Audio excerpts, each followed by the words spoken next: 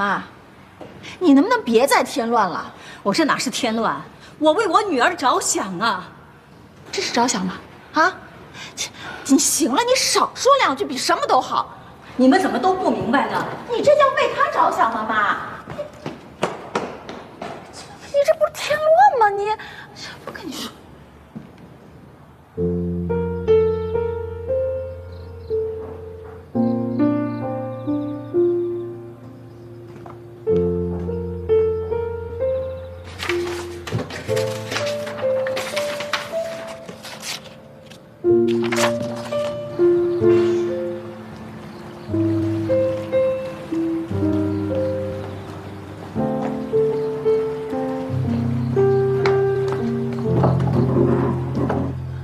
哎，小英，你来了。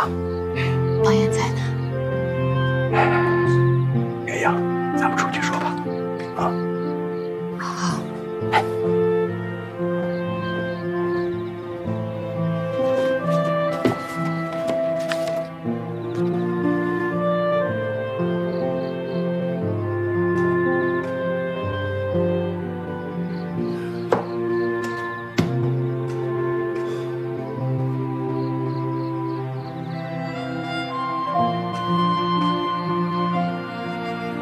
爸，王爷到底怎么样？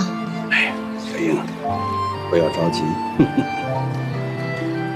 王爷小的时候啊，膝盖摔得出了血，裤子磨破了，血从里边渗出来，可他表面呢，还装的没事儿。这个混小子。我记得那次是他为了帮我摘三果子，从好高的树上掉下来。我都不知道他会摔得那么重，他还骗我，说男孩摔跤不疼，还会增长内功，我还真信了。王艳这个孩子呢，从小就喜欢把苦的、难的都藏在自己心里，表面上装得跟没事人似的。我看着他走岔道，看着他碰到石头，看着他摔跤，一点忙都帮不上。打小你们两个人一块长大，你呢，也是一个坚强又善良的好孩子。不管你妈妈怎么反对，我就是相信，你们两个人一定会一直走下去，经受得住任何考验。可是爸，我现在觉得自己真的像个大包袱啊，我什么都帮不了，真的觉得自己好失败。傻孩子，你怎么能是大包袱呢？啊，女人在咱们家是拿来疼的。他知道你现在对前方有些迷茫，可是小英，迷茫的也不光是你自己吧？你看看我跟你爸爸，我们两个这把老骨头了，有的时候我们也觉得前方有看不清，那怎么了？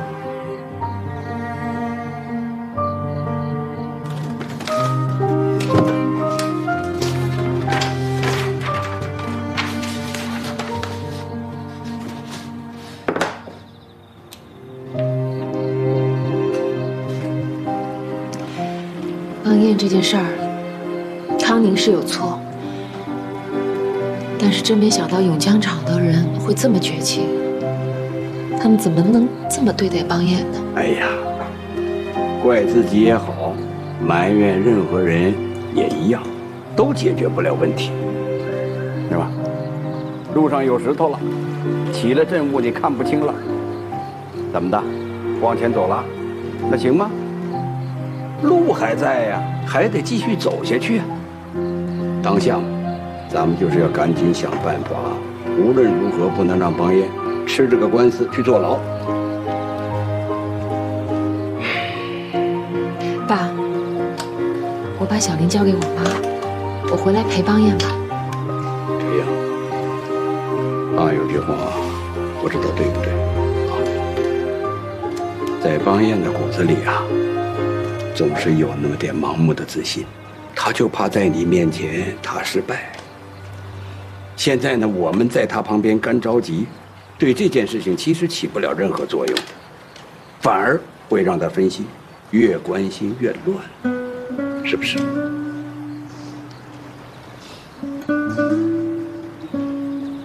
我明白了。那爸，你就帮我转告邦彦，我会带好灵儿的，让他放心。小杨，我替邦彦谢谢你啊。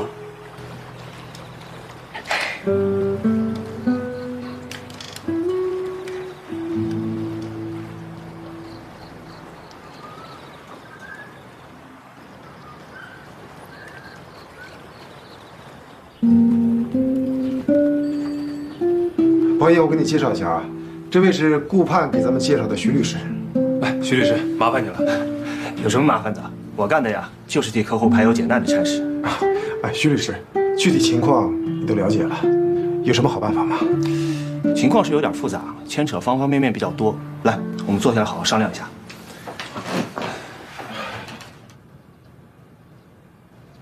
任书记，各位领导，这次事件的基本情况就是这样，在我们提交书面报告中也有比较详细的说明。事件发生以后啊，我们领导班子也进行了自我检讨，一方面积极地寻找解决办法，另外一方面认真地总结经验教训，避免此类事件再次发生。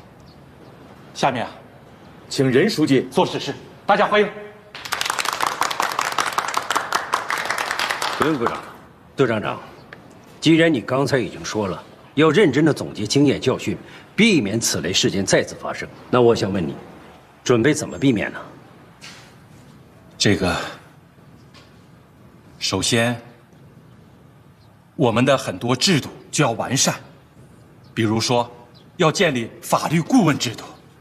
不错，还有呢？不瞒您说，发生了这么大的事情，这几天，我是进行了深刻的反省的。这些年，我们在市场上跟风，学了一些旁门左道，动摇了我们厂子的根本，所以这才引发了这么严重的危机。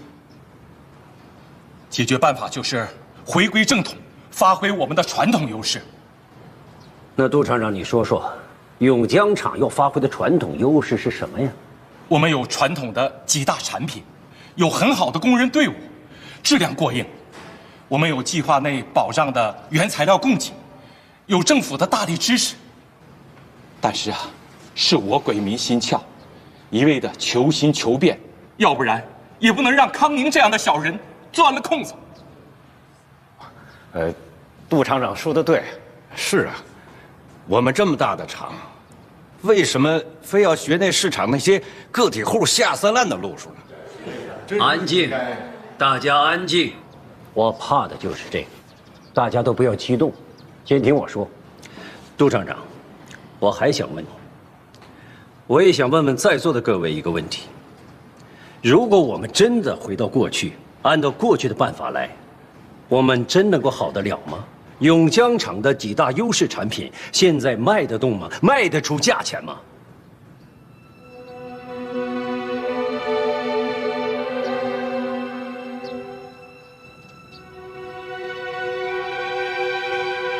还有，永江厂现在有计划内的生产资料供给，有政府的大力支持，都不错。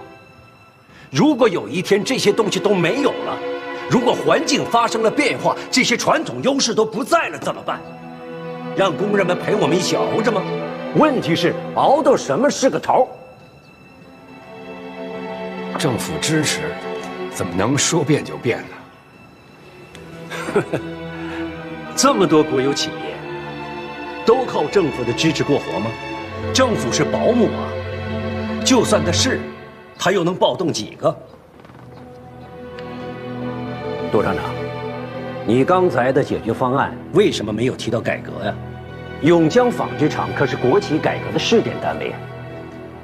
这不，就是改革改出的问题吗？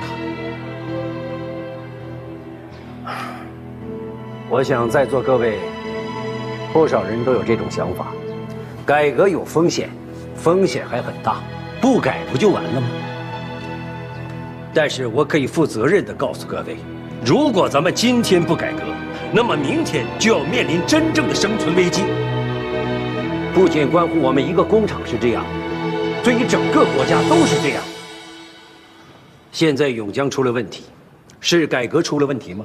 不是，是不会改的问题，是没有领会到真正的改革精神，没有找到正确的改革途径的问题。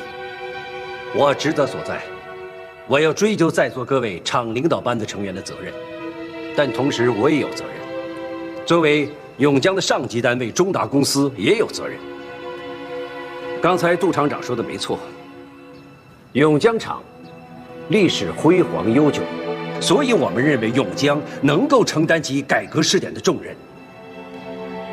永江独立经营，自负盈亏，所以中达极少过问永江的事，也认为永江不需要上级多加干涉。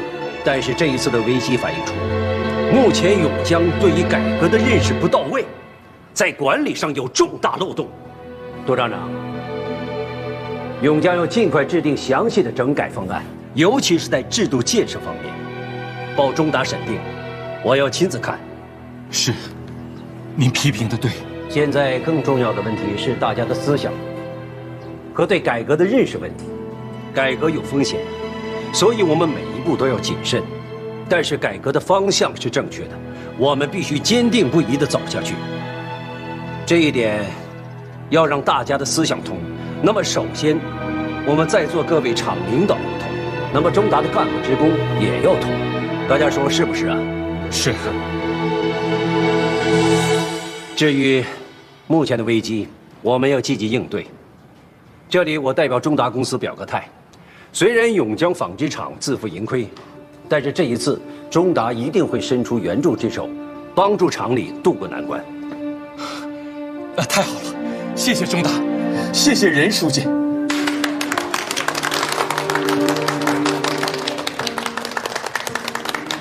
中达会帮忙，但永江也得自强啊。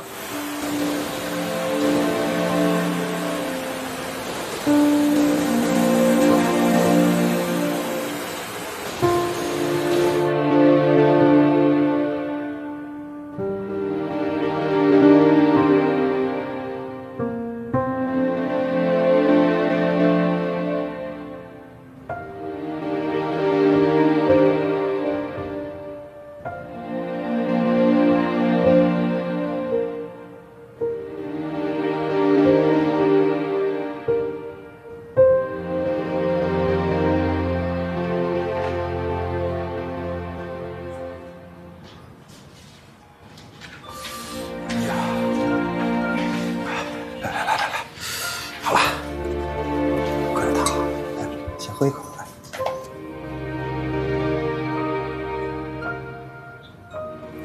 怎么样？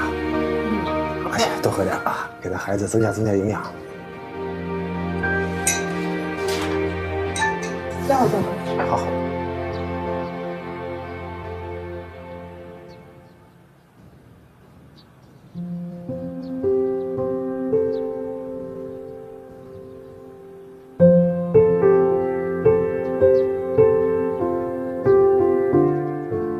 灵儿，爸爸一定不会有事的，我们等着他平安回来。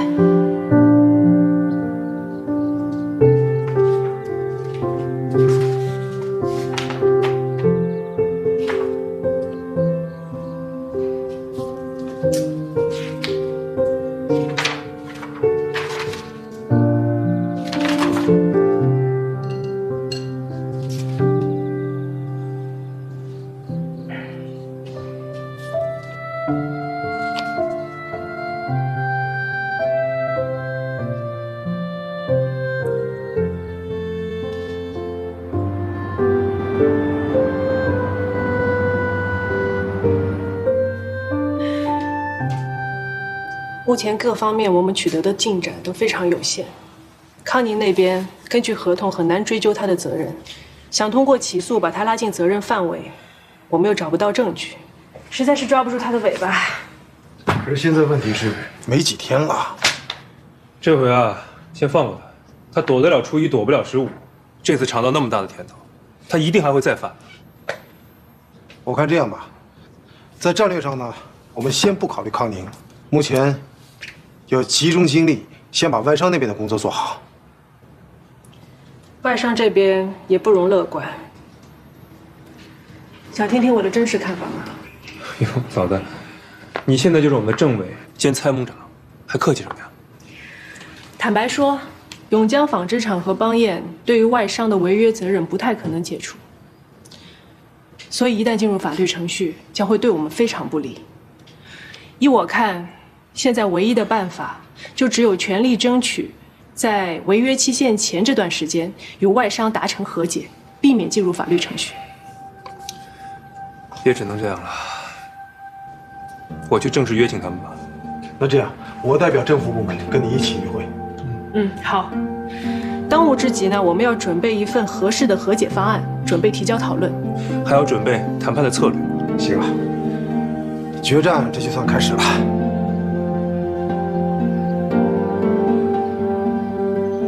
也不知道外国人能不能答应。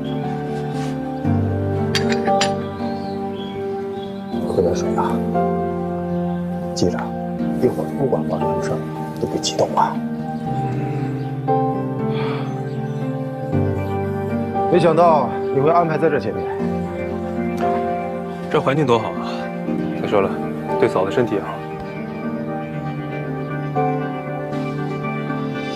对，亏你想的周到啊！我先替孩子感谢你这个大姑父啊！哎呀，也不知道今天这效果会怎么样。既来之，则安之。厂长，他们来了。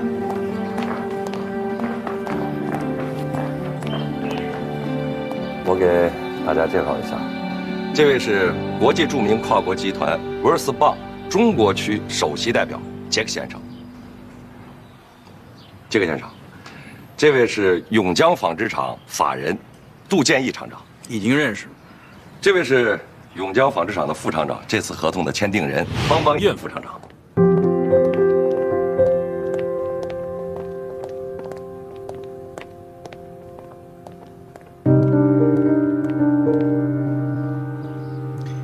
也见过，没想到这么快又见面了，有缘分。我们这叫不打不相识啊。确实是。这位是来自省计划经济委员会的何有林处长，他也是代表我们省政府参加这次的见面会。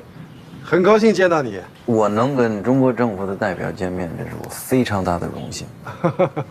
我没想到杰克先生的中文说得这么好，看来我们之间的沟通不会有障碍啊！希望这次会谈有成果啊！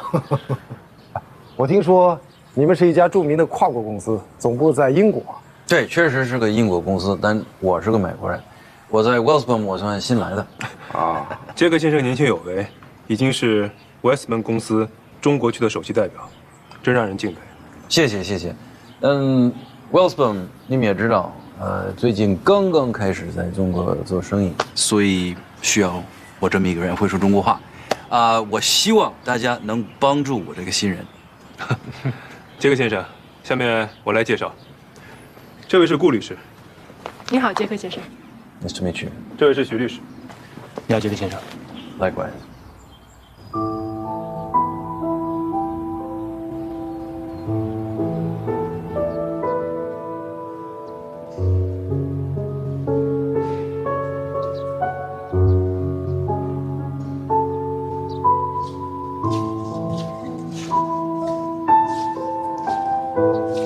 妈看你心情不太好，怕影响小林，带她去公园了。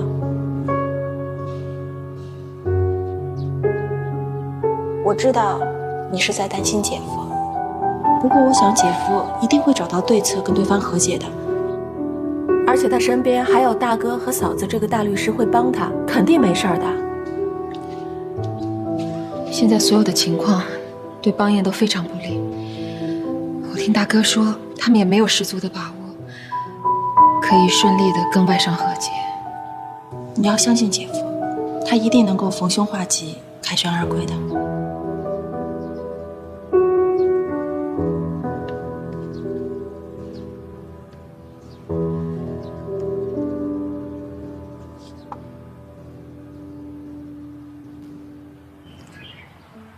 既然大家都认识了，那我们的会谈就正式开始。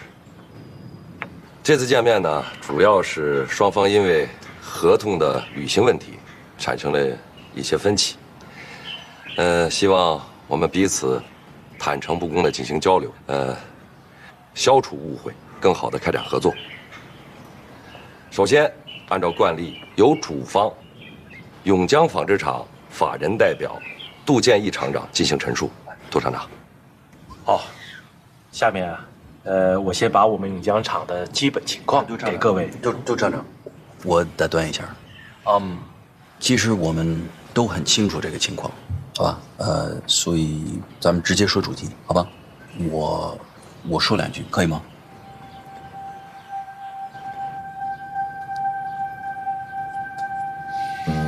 ？OK。首先，我能跟大家说话，这是我的非常大的荣幸。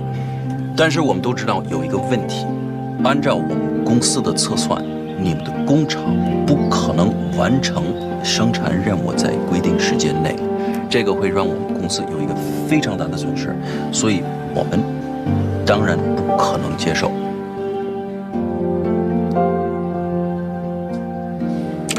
所以这个责任我们一定要追究，这是不可能改变的。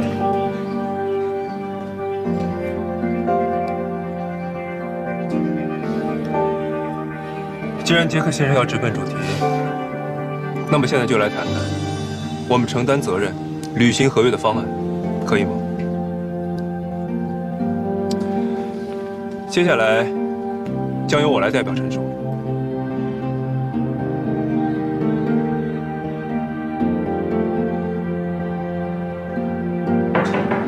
进来！怎么样？听永江内部的人说，方梦爷把杜厂长给带走了，但具体带到什么地方，方梦爷到底有什么计划和方案还不太清楚。不过我估计这个点儿他们已经开始谈判了。不知道去哪儿？顾嬷嬷，威斯堡那边说是外贸公司居中协调的，然后他们在中国区的主要领导一大早上都已经去郊外了，他们的嘴非常的严，我们根本都问不出来什么。郊外？去郊外？那也许可能他们真的不知道啊。这个何有林跟方邦彦都是军人出身，保密工作还是做得不错的。可能是我大意了吧。我一直认为他们要不就是永江谈，要不就是政府谈，最多是找一个高级酒店。郊外，这么说，这个方邦彦野外拉练的瘾又犯了。康总，那我们现在怎么办呢？本来这个事儿吧，我们是想要掺和一脚，但是我们现在连人都找不到。找不到嘛，我倒也是不怕他们翻盘的。哎，陈工，你给秦东打个电话。好。永江厂出现违约风险是一个意外，有客观原因，并不能代表我们永江厂的生产能力。发生这样的情况，也是我们不愿意看到的。所以，这绝对不是恶意违约。这一点，我们能达成共识吗？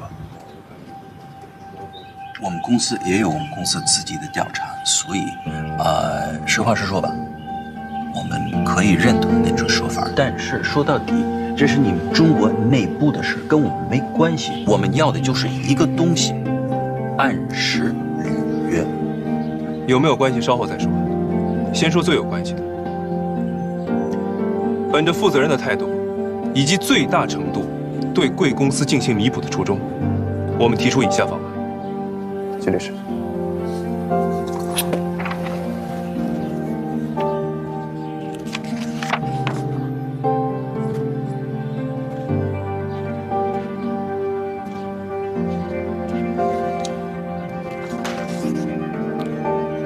其实很简单，我们承认违约责任，以及最大可能的弥补贵公司的损失，以达成双方和解。订单的生产任务将继续由我们永江厂来完成。好，挺好的，但是我们都知道关键问题在哪儿。你们工厂完不成任务。杰克先生，这一方面呢，我们永江将发动所有的生产力，3班岛，24小时连续运转。另一方面，永江的上级中达公司也会为我们支援一些生产力。我觉得吧，这质量方面可以放心，新增加的生产力水平绝对不低于永江。这些生产线在方案里都有写到，无论是永江厂还是新增加的生产线，贵公司都可以派质量监督员进驻现场实施监督。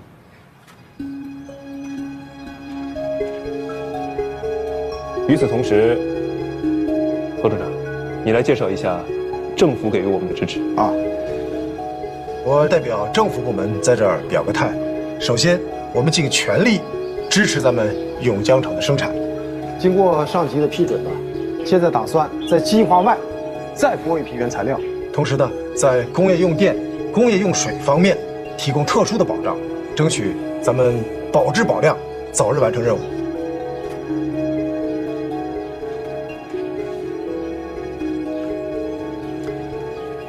在座的各位应该知道，我们市每到了夏天，供电就非常紧张，经常需要拉电闸，所以在签订合同的时候，我们考虑到了这点，留出了余地。现在政府部门在这一方面给予了特殊的保障，支持力度很大。好，我就问你一个问题：用这个方式能不能不违约？实话实说，比合约的时间还是会有延期。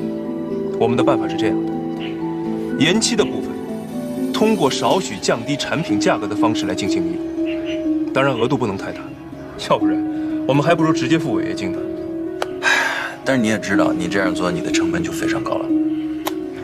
没错，光是这些成本，我们永江就难以承受了。一方面，全厂干部职工在未来半年时间需要天天加班加点，而且没有1分的加班费。另一方面，中达公司冒着降低利润的风险，为我们永江提供了一笔津贴，才使这个方案得以实施。杰克先生，你知道吗？为国家上缴利润多少，是中国国企重要的考核标准。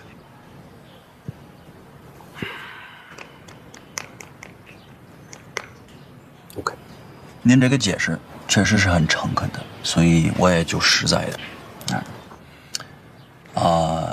您提出的这个方案还可以，确实是不错的。但是说到底，我们公司还得吃点亏，对吧？所以如果现在我就说对不起，不行，你们怎么办？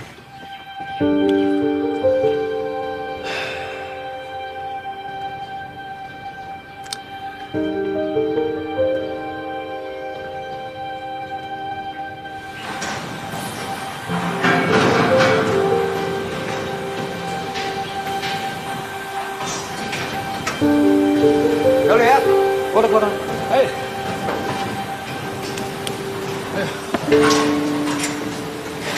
金部站长，您找我？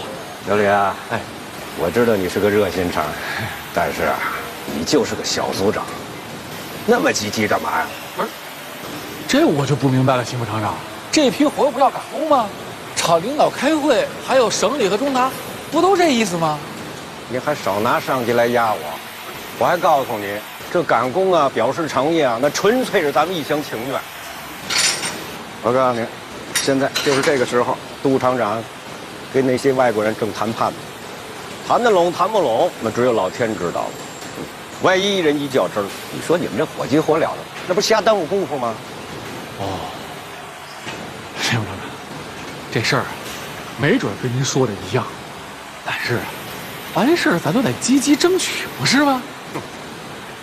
我还告诉你啊，不管这次谈判结果如何，这个方方面都要从咱们厂被除名啊，这是板上钉钉的事儿。这包厂长他知道吗？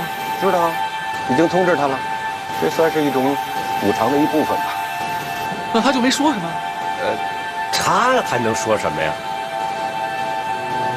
行了，金部厂长，您忙着吧，我回去工作了。行，去吧，以后想清楚点啊。哎，什么态度？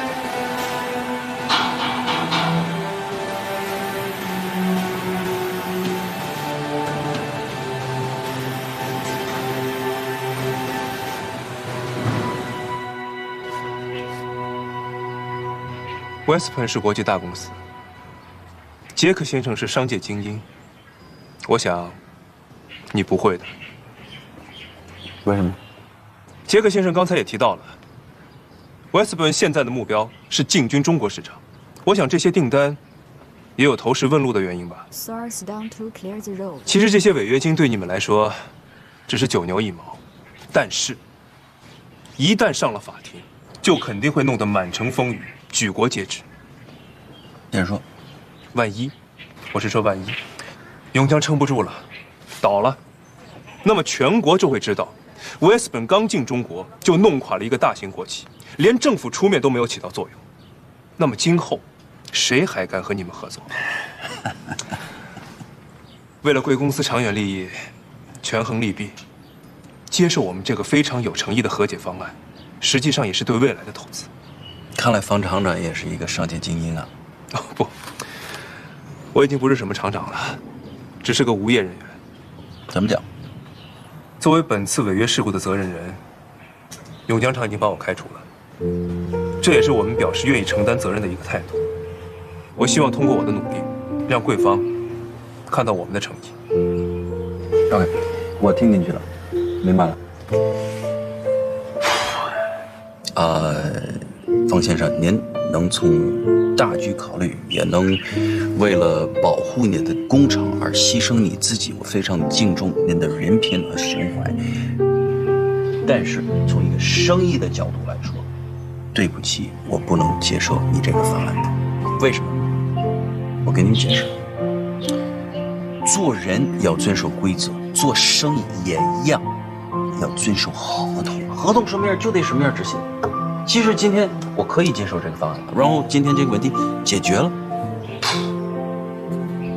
但是以后还会有第二次、第三次、第四次等等。这个结果我们公司不愿意看到，所以我们不会允许它发生。那么杰克先生的意思是，贵公司对于这件事一定要追究到底了？对，我们就要这么做，而且不是为了什么违约金这些。追究到底是必然的，因为我们必须让你们公司知道契约精神在市场上有多么重要。为了你们的错误，为了你们的违约，必须有人付出代价。这个对你们来说是个教训，这样你们才知道什么叫规矩。这样下一次你跟我们合作或者别的外商合作，你会记住这个教训。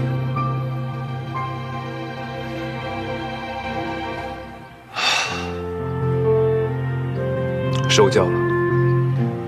杰克先生，难道就一点商量的余地都没有了吗？不是没有商量的余地，是还没有到商量的时候。你们不是说政府部门可以帮助，对吧？我们全力支持，全力支持。对，好，那你继续吧。完得成，那就没问题；完不成，再商量。OK。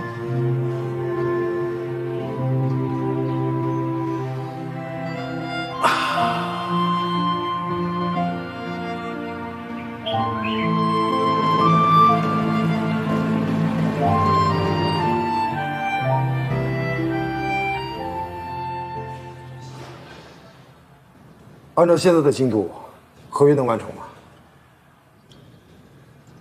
我们之前耽误的时间太多了，现在就算是有各方面的支持，永江厂也是无法完成任务。按照现在的情况看，想让外商让步是没有可能了。你说这个杰克怎么一点情面都不讲啊？他的公司今后还想不想跟中国人做生意了？厂长，其实杰克说的对，这契约精神是任何企业和公司合作的基础，这里面没有情面可讲的。现在国家呢，实行改革开放，将来会越来越多的中国企业和这些外商打交道，所以说建立规则是有必要的。那不能像过去一样讲中国人的人情世故，什么事儿讲交情啊，讲人情，那是行不通的。王爷、老杜，这件事情咱们也深刻的吸取教训啊。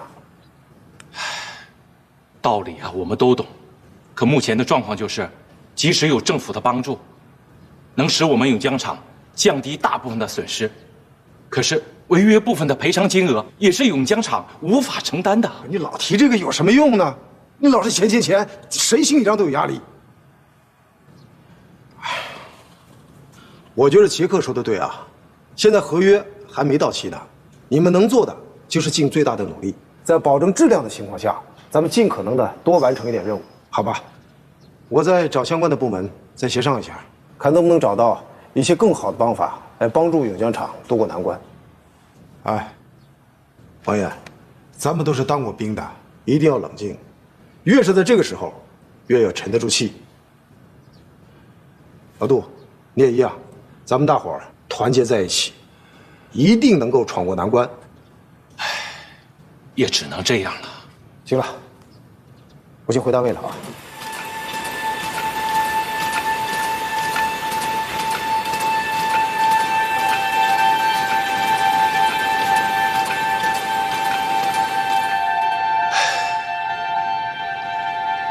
小芳啊，开除你不是我一个人的意见，是厂办公会大家集体决定的。我知道这件事儿对你不太公平，但是眼前的情况你都已经看到了，和解是不可能的。为了保住厂子，我们只能这么做，希望你能够理解。厂长，你别说了，既然这是你们的决定，那我尊重你们的选择。毕竟这客户是我拉回来的，合同也是我代表厂子去签的，我会承担我应该承担的责任。小芳啊，你要是跟我吵两句，骂我忘恩负义，我的心情可能会好受一些。现在说这些还有什么用呢？不过厂长，我现在啊，只有一个请求。好，你说。虽然我已经不是永江厂的人了，但目前我没打算离开厂子。我想和工人师傅们一起为永江奋战到底。等合约到期的时候，无论我们生产了多少，至少我们一起努力过。至于最后怎么解决，我方邦彦会坦然面对的。小芳啊，你此时此刻的心情我是可以理解的。可是，如果我把你继续留在厂里，厂领导班子的人会有意见的，而且你也起不了任何的作用。现在在工人之间已经出现了很多风言风语了，如果你不离开，会给我们带来很多麻烦的，而且会影响工人们的情绪的，这样对完成合约没有任何好处的。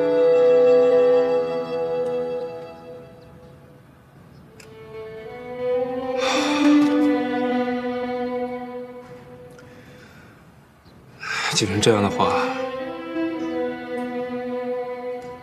好，我走。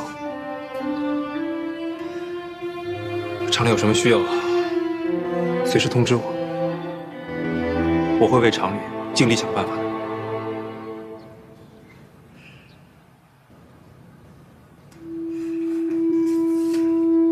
小芳，你等等。还有什么事儿吗？小芳啊，我这话真的没脸说出口，但是没办法，我不得不说。有什么话就说吧。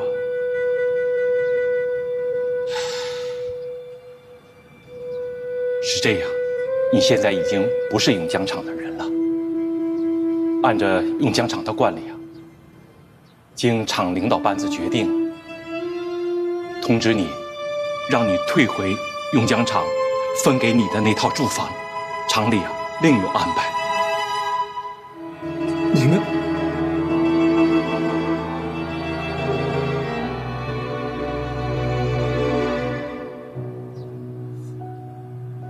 你们这么做是不是过分了呀？小芳，你不要着急，这真不是我的意思啊，是厂里其他领导提出来的。厂里的情况你是知道的，房子啊本来就很紧张，现在那些老领导，还有那些老职工，都眼巴巴地盯着呢。你现在已经不是永江厂的人了，让你退回永江厂的房子，也是可以理解的。你现在已经不是永江厂的人了，让你退回永江厂的房子，也是可以理解的。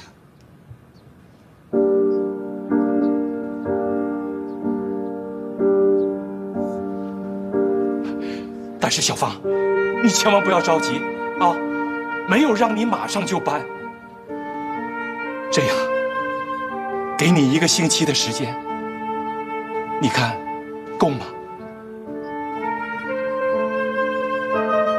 说完了吗？还有最重要的一点，那我得提醒你，说。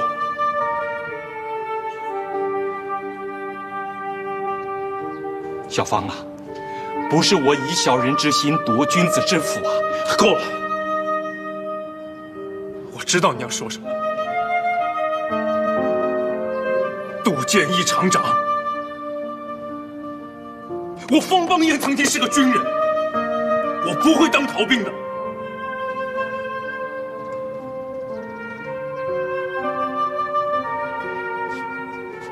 那就好，我知道你小芳啊，不是那种人。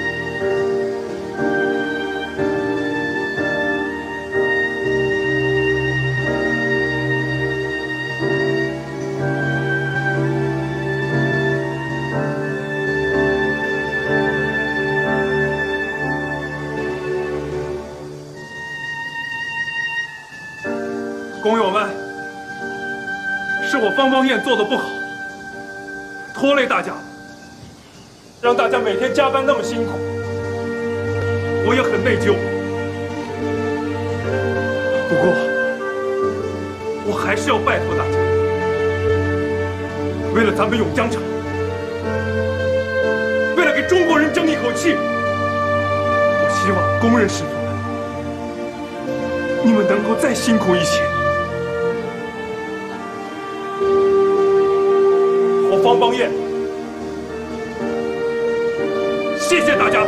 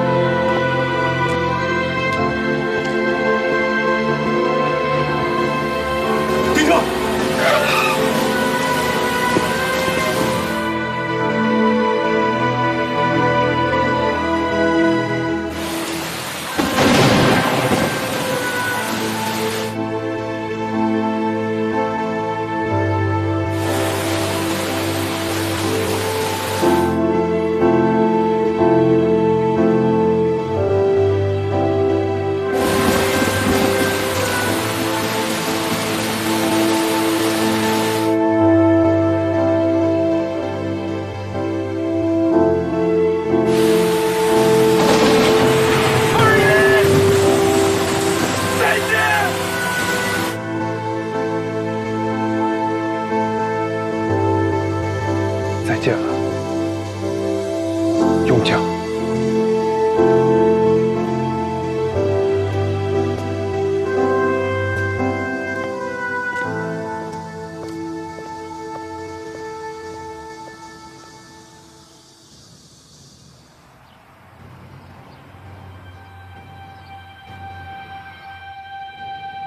你等着我啊，我马上过来。你要去哪儿啊？妈，方燕有事找我商量，我得去见她。傻孩子，我再提醒你一下，你帮不了她。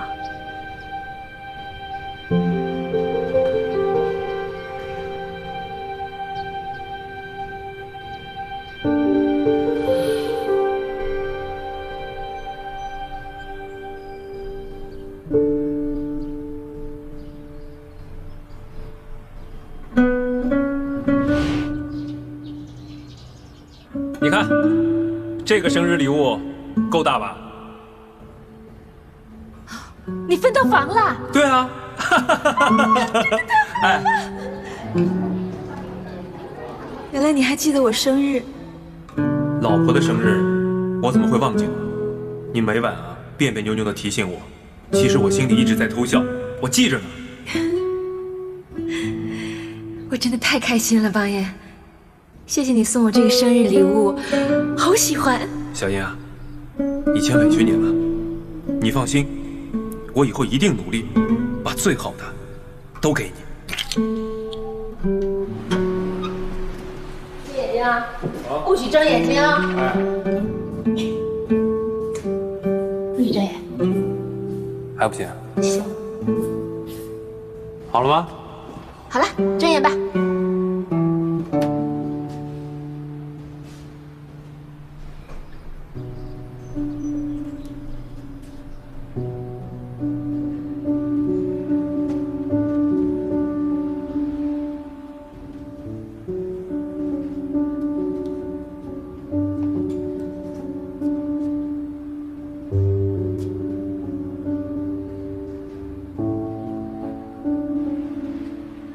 现在客厅装修好了，就剩下卧室跟厨房了。卧室和厨房怎么装？你看看。还是你选吧，只要你选的，我都喜欢。方芒眼，我怎么觉得你现在越来越滑头了？是谁说装修的事情我只用动动嘴就行了，脏活累活都不用我干，忘了吧？我可告诉你啊，为了装修这个房子，咱们2个人的转业费都已经花得差不多了，现在还剩下卧室跟厨房没装呢，你看着办吧。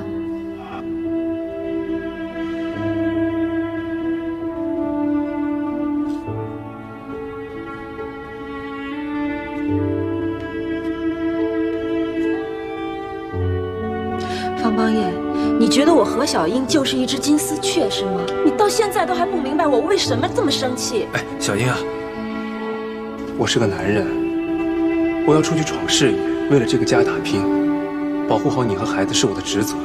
那些烦心事儿、坏心情，我一个人承受就够了。我是你老婆，有什么事情咱们俩可以一起扛的，我不想让你一个人受累。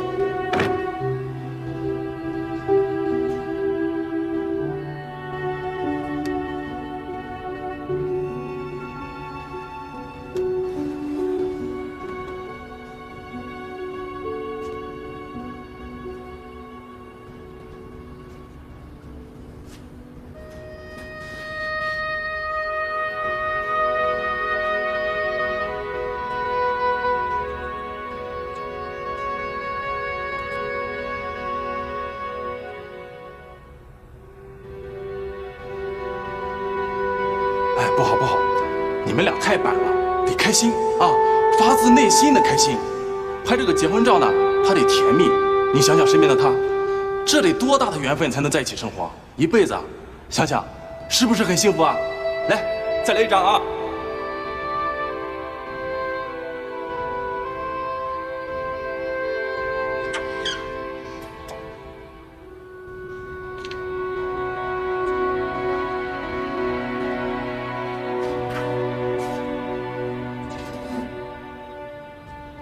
小英，我已经离开永江厂了，我未来可能会吃官司，还有巨额的赔偿。我知道。今天厂里通知我，让我把这房子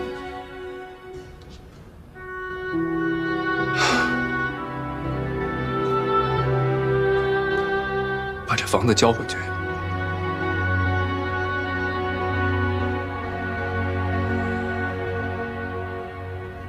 我们的家没了。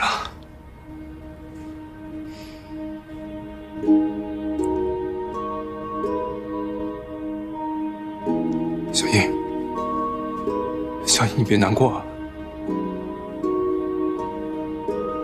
是我太笨了，让你受委屈了。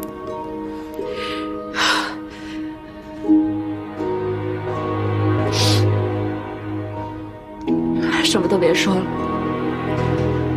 我们搬，把房子还给他。谢谢。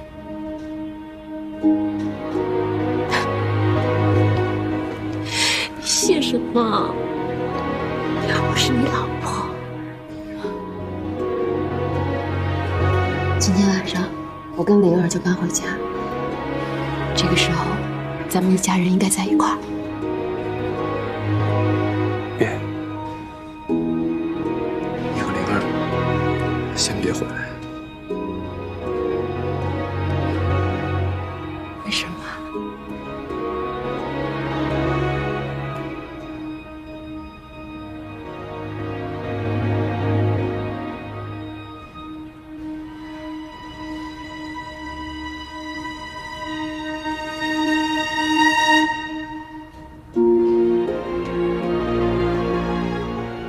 发生了太多的事，我需要一个人静下来想想。你还要想什么呢？我不知道，我现在脑子里好乱啊。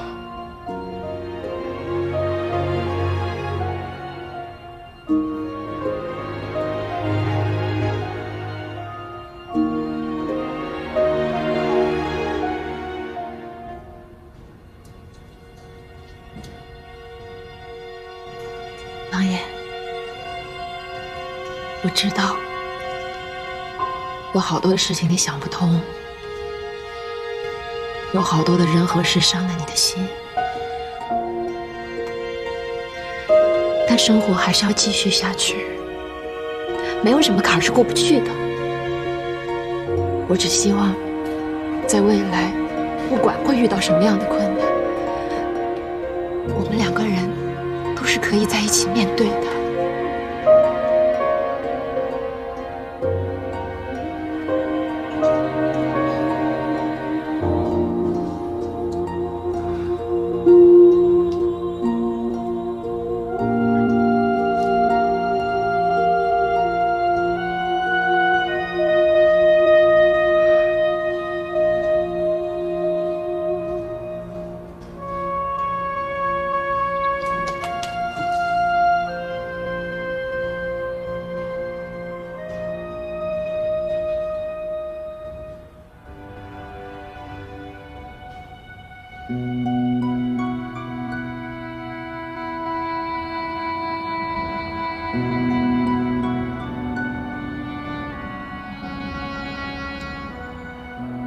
什么？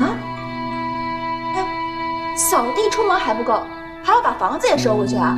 是不是太欺负人了？你都不是永江厂的人了，凭什么住人家厂里的房子？这件事情上，永江厂做的没错。话是这么说，可事儿不能这么做呀。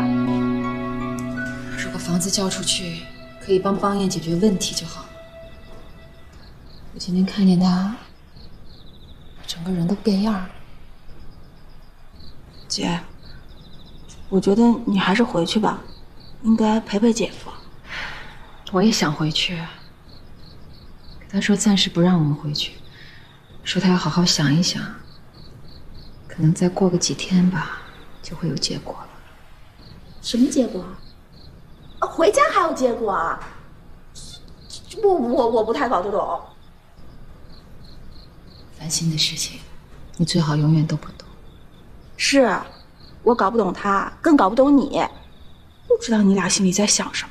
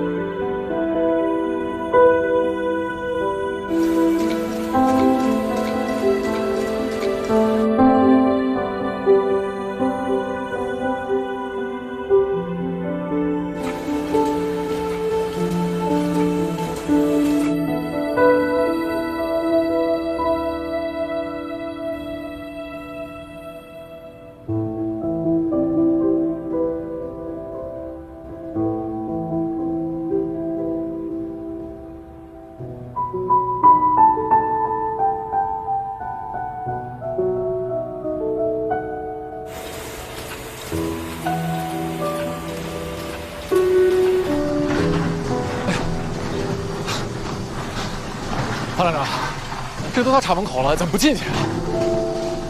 不进去了。那您叫我出来是有什么事儿吧？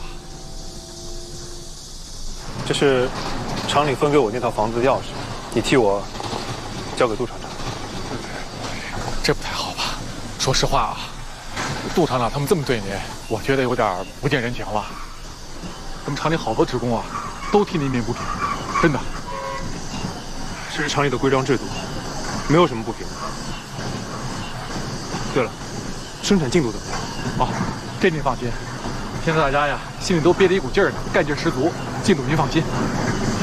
替我谢谢大家。不是，你去工作吧，别耽误时间。那行，那我先回去了。哦，对了，厂里要是有什么事儿啊，我再告诉您啊。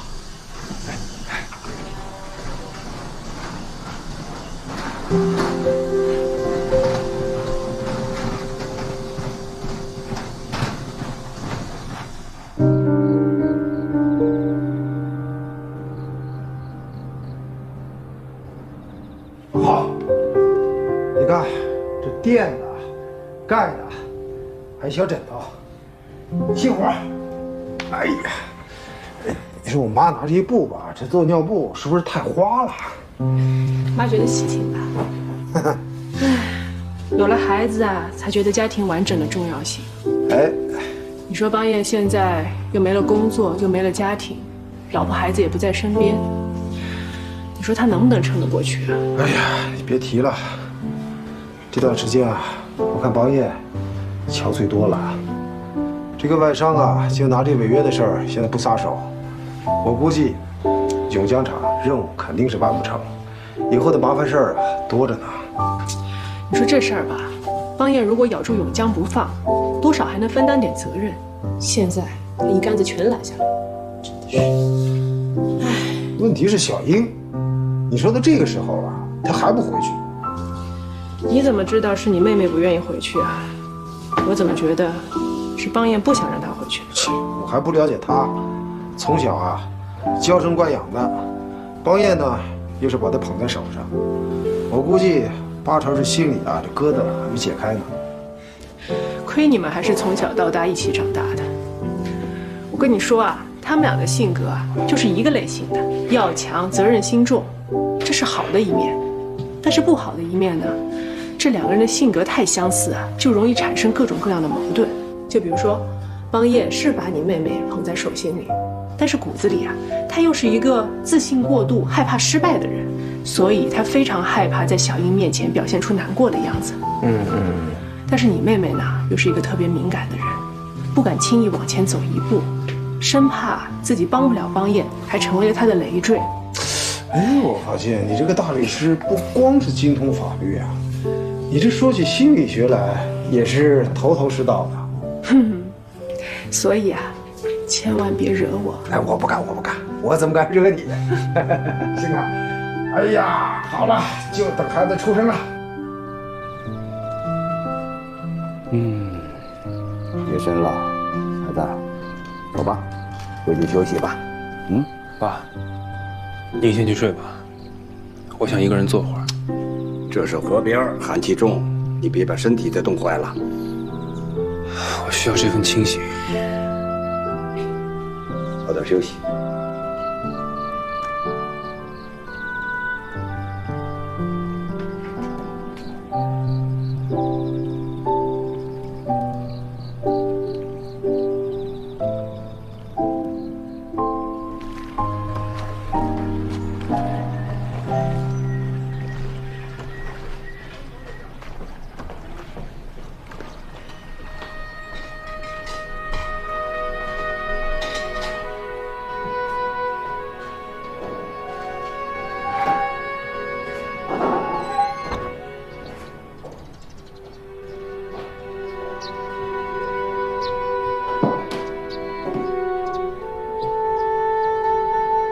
来了，坐。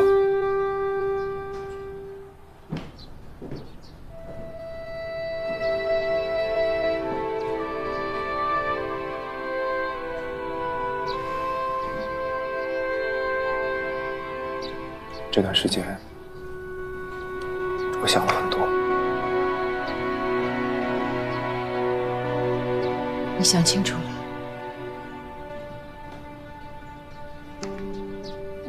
想清楚了。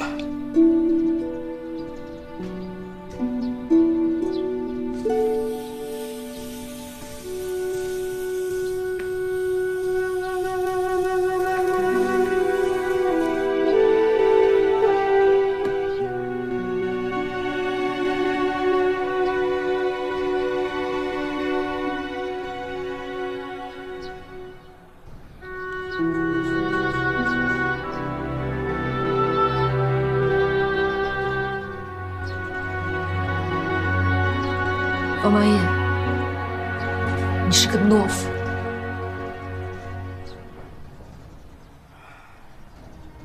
我知道，我不光是个懦夫，还是个彻头彻尾的失败者。我就是个笨蛋，是个蠢货。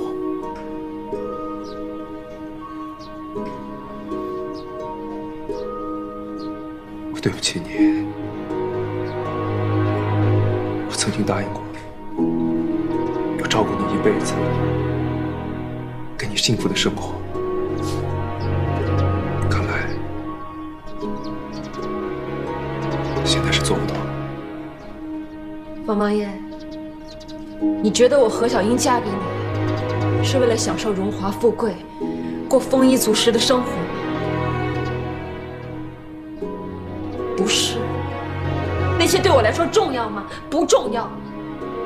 我嫁给你是因为我喜欢你，你在我心目中永远是那个意气风发、勇往直前的男子汉，遭遇任何困难都会傲然挺立。可是现在刚经历这么一点挫折，你就退缩了，屈服了。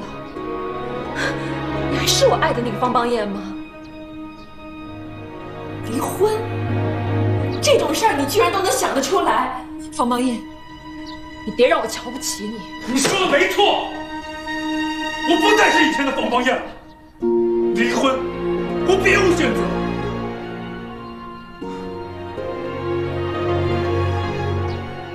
何小英，你知道，我以前见到你和孩子，我是满心的幸福快乐。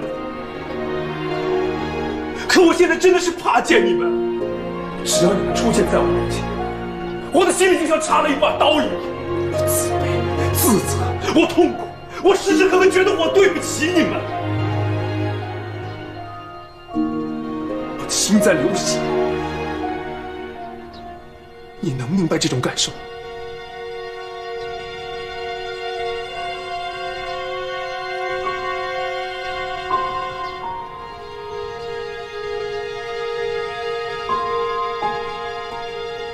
你说的是真的吗？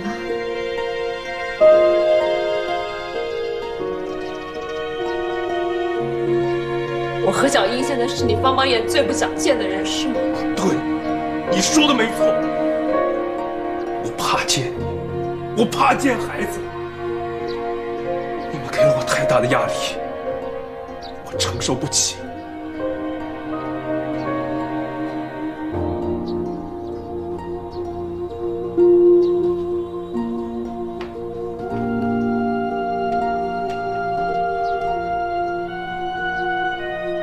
带着孩子离开吧。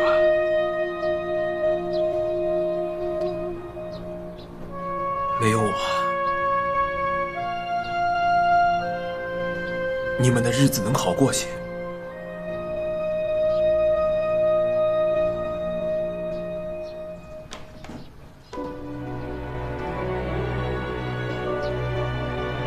你不后悔？我已经后悔了，可我没办法。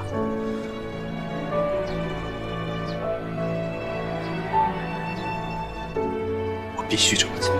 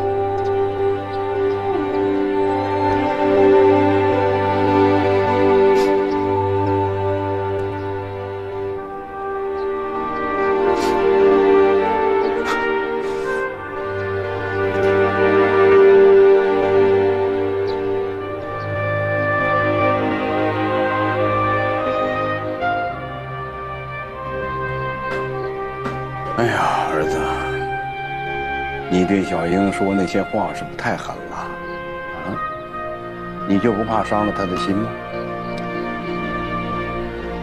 我如果不这么做，这个时候他是不可能离开我的。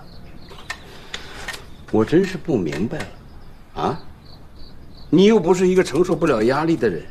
小英既然在这时候提出来愿意跟你一起面对，你干嘛非要跟人家离婚呢？这个，爸，这过不了多久啊，我将面对的是巨额赔款，还有可能会坐牢。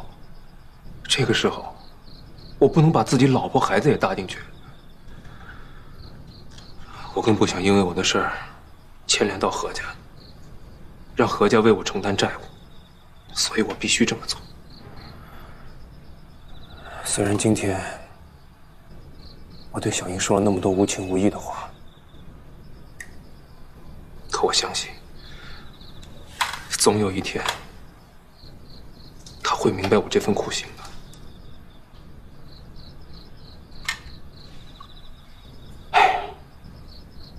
看来你是已经想好了，就像一个人面对所有的后果吗？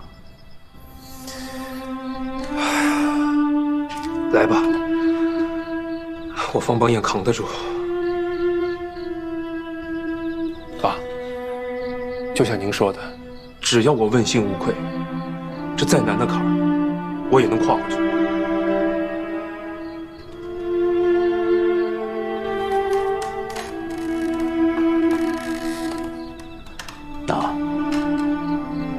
这是你妈妈留下的咱们这所房子的房契，拿着吧，用得着。爸，这怎么行呢？少废话，不就是一所房子吗？都是身外之物，拿着。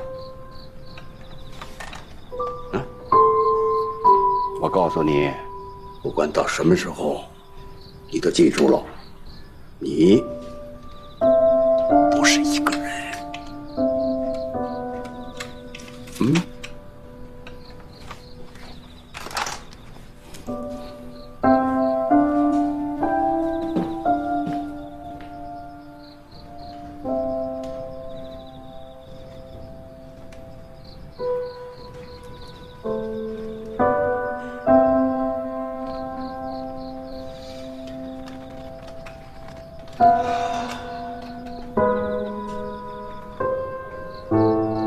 你看，这不是有先例吗？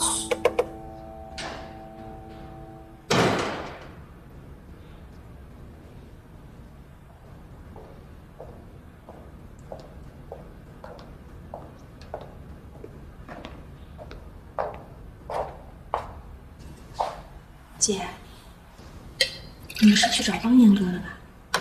怎么样？怎么了？没事吧？啊？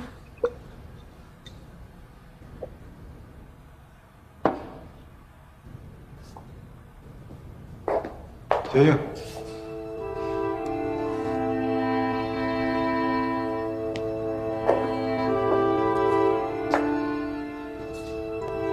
哥，嫂子，无论如何，拜托你们俩尽全力的帮方邦彦度过这次难关。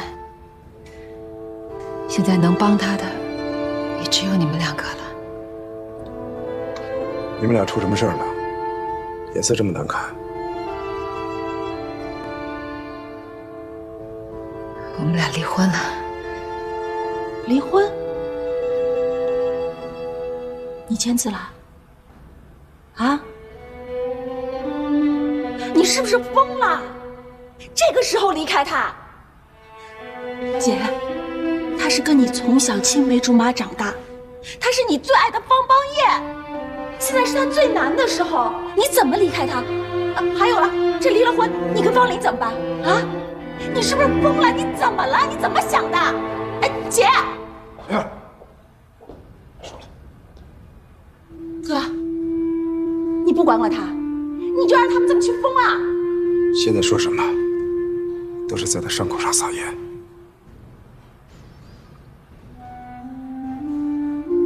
他们只要一离婚，这个案子对方邦彦任何的经济惩罚都不会牵扯到小英。换句话说，不会牵扯到何家。那么至少在经济上，小英和方林是不会受到任何损失的。我恰恰觉得，方邦彦在这个时候提出离婚，是经过深思熟虑的。他也承担起了一个男人应该承担的责任，在最关键的时候，没有拉着小英和方林，没有拉着何家一起往火坑里跳，而是选择把你们放在了最安全的位子上。他能做到这一步，我觉得真的是太不容易了。燕儿，上楼把爸妈请下来，咱家出大事了。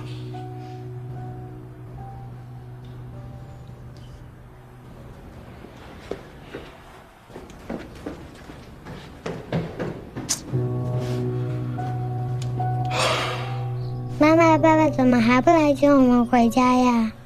爸爸在忙呢，等爸爸忙过这一阵子了，就接咱们回家啊！快睡。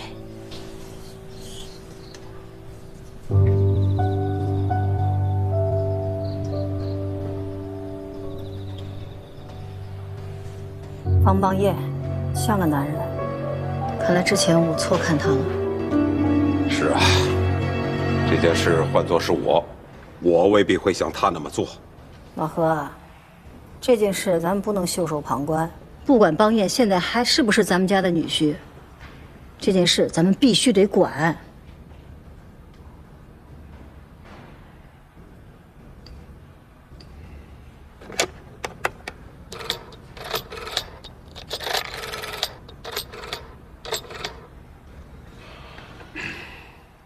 喂，老赵啊，是我。方言的事情你都听说了吧？我已经听说了。这小子真是天不怕地不怕，一个人揽下那么大个事儿，永远都是那股不怕死的劲头，像咱们的兵啊。对，我的兵也是你的兵。那这件事你怎么说？这还用你说吗？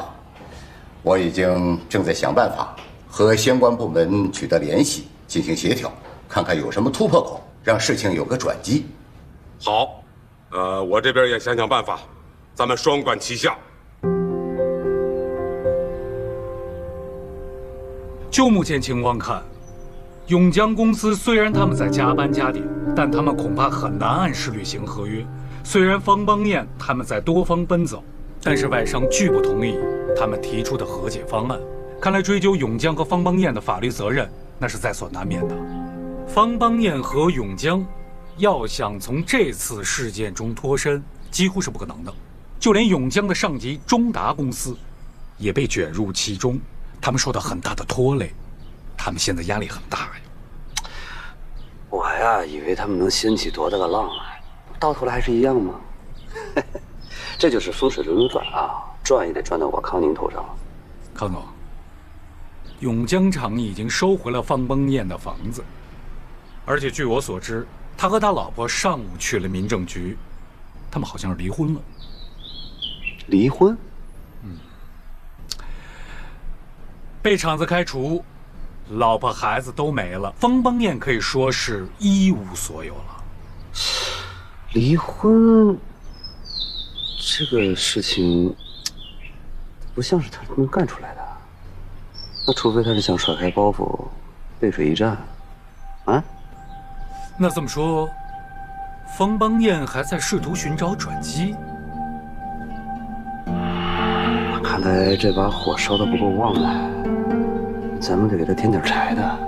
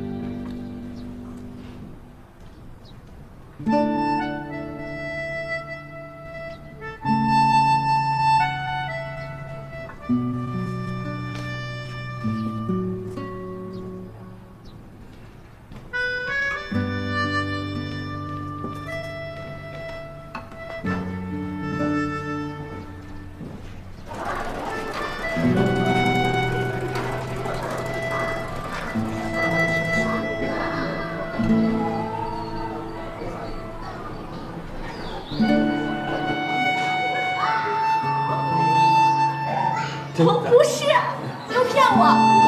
不，你的更糟！别闹了，别闹了，赶紧算账吧，看看这周又亏了多少。好，你算队长，我算处长。现在这生意是越来越难做了。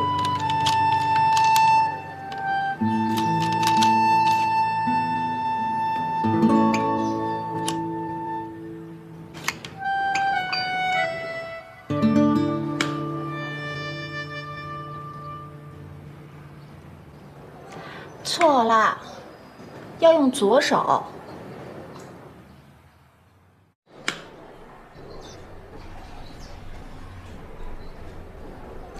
错了，要用左手。啊？为什么呀？男左女右啊。还有这规矩呢？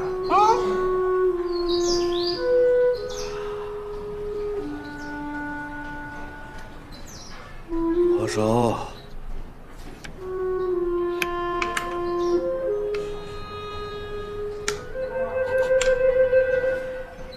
不对，你又耍我了吧？谁耍你了？你好好练。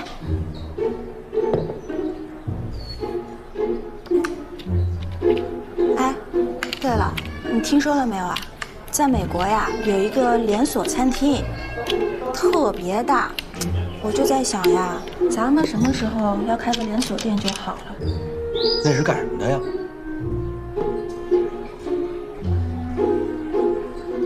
这样，叫麦当劳，这个是他们的商标。麦当劳是卖什么的呀？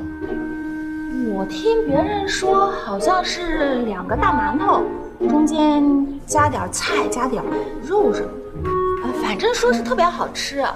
全世界开了好多这样的连锁店呢。什么时候要是咱们也有自己的连锁店就好了。哎呦，这馒头店都能这么火啊！哎，要不这么着，等咱俩干起来了，咱也弄这么一商标。哎，你看这行吗？金鱼，啊不对，鸡，哎呀，鸭子、孔雀，这不小燕子吗？俩小蚁。你这做的太不像了。我哥呀，也跟我说过这么一连锁店。看来他这眼光还挺超前的啊。是挺超前的，超前的把婚都离了。小燕儿，别这么说，他也不愿意这样，那不都是为了嫂子好吗？赵飞鹏，你哪头的？里头的。不管怎么说，我觉得我姐夫做的就是不对，能这么说话吗？就不想想我姐心里多难受啊！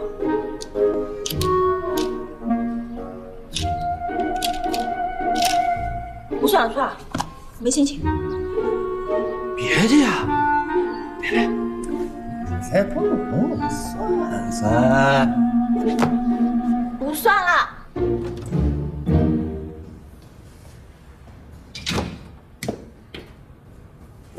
嫂子，有时间吗？这件事情只有你能帮我了。我可以把相关的文件和资料都找出来给你，但是小英，这件事情已经定下来了，而且这其中还牵涉到很多跟金融、法律、商业相关的专业知识，一时半会儿很难弄明白的。你看这些又有什么意义呢？有。我想知道，邦彦到底在什么事情上栽了跟头？我想弄明白这中间的来龙去脉。对方的那家公司到底是什么来头？他们是做什么的？他们为什么一定要盯住方邦彦不放？永江厂为什么会出这么大的漏洞？所有邦彦不想让我担心、不敢让我知道的事情，我都想知道。我需要知道。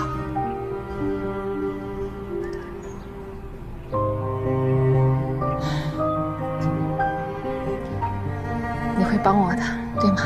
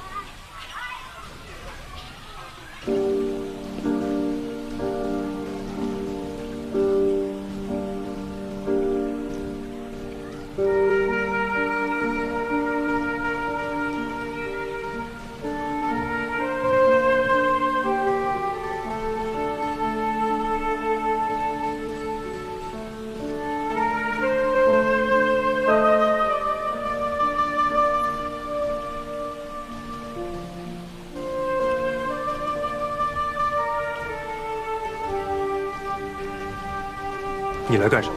我来看看你啊。我有什么好看的？我看看那个不可一世、怎么请都请不动的方邦彦，现在到底混成一个什么样子了？那你看到了？有点丧家之犬的意思。亏你说得出口，这不都是拜你所赐吗？你要真认为走到今天这步是我造成的，那我感觉还挺荣幸的。你的目的达到了，8成。我觉得要真正的等到你倾家荡产、身败名裂的那一天才算圆满。康宁，我真是不明白你为什么那么恨我。你把我毁了，我不该恨你吗？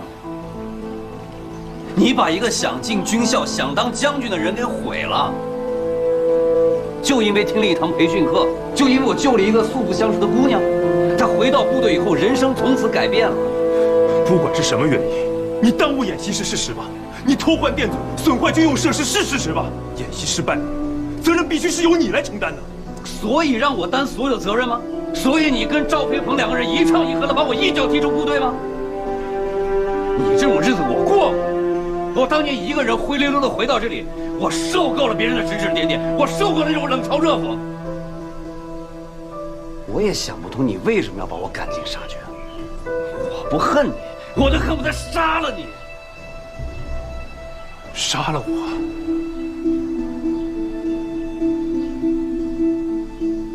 你有这个胆量吗？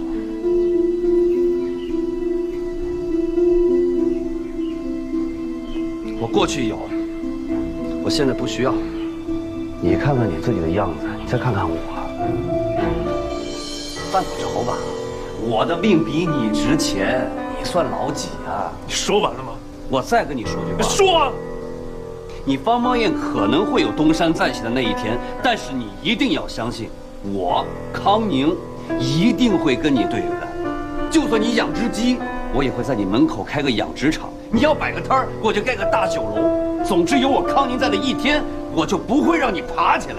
我就喜欢看你在泥里的样子，你就趴着，烂掉，呕死。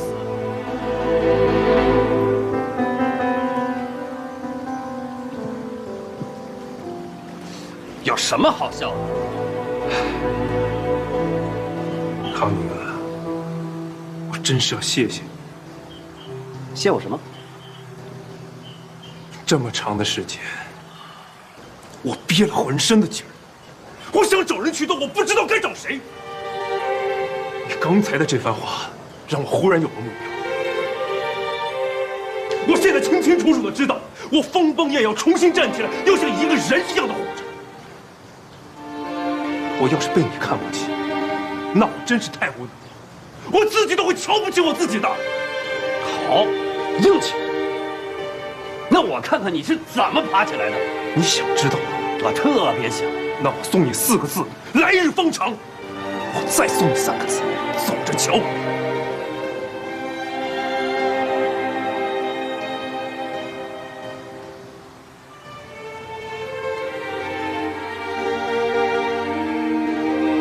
走着瞧。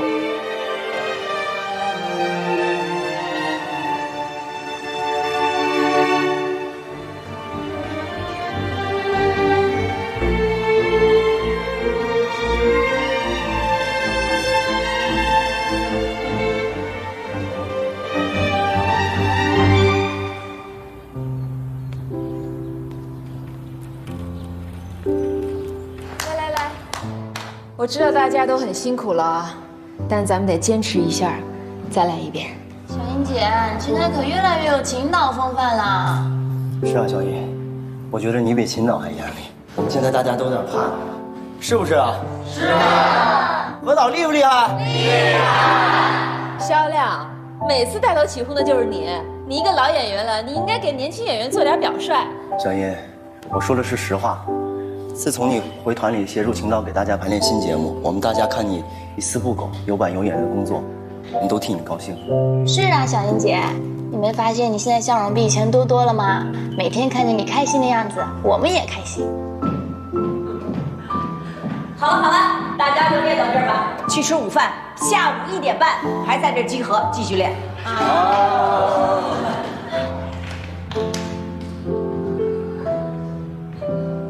小英，这些孩子不听你管教吧？没有，他们都挺配合我的。小英，我看你最近热情挺高啊。我也不知道怎么了，每天早上起床以后就到团里练功排练，跟着大家一起跳，一起笑，一起出汗，感觉生活很充实。其实就是想让自己累，累了以后就没有精力再去想其他的。你原来不就这样吗？哎，你记得吗？在文工团的时候，你是咱们团里练得最狠、流汗最多的演员了。是啊。结婚有了孩子以后，每天就是柴米油盐酱醋茶，围着丈夫围着孩子转，好像都没了自己。我得慢慢把自己找回来。我不跟你说过吗？你不能光只有家庭，还要有自己的事业，特别是女人，不能放弃自我存在的价值。我以前不明白，现在好像懂了。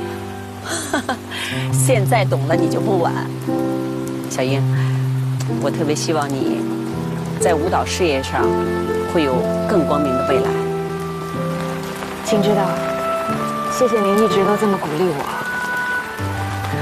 我得好好考虑考虑未来的路到底该怎么走。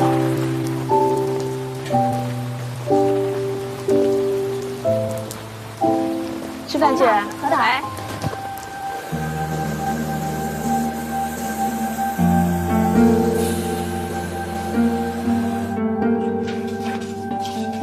我秘书请报告。好，觉得价格问题。先降价，如果他们同意的话。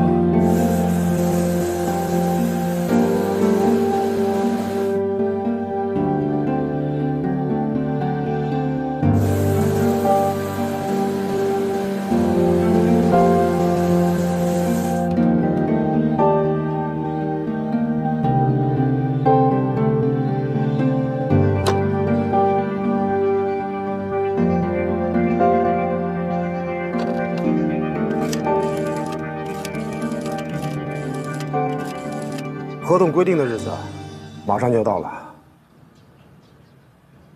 我知道。这段时间，虽然我们多方奔走，但是没有任何实质性的进展。那些外国人也真是的，一点情面都不讲。王爷，有句话我本来不想说的，但是又不得不告诉你，你必须有思想准备，要早做打算。哥，你算过没有？如果让你赔款的话，那得赔多少钱呀？我算过了，数额很大。再大也赔，砸锅卖铁咱都赔他。赔？怎么赔啊？我就是把我妈这房子卖了，也远远不够啊。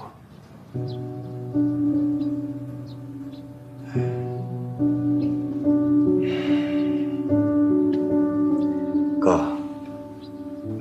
我把饭馆卖了以后，这手里还有点钱。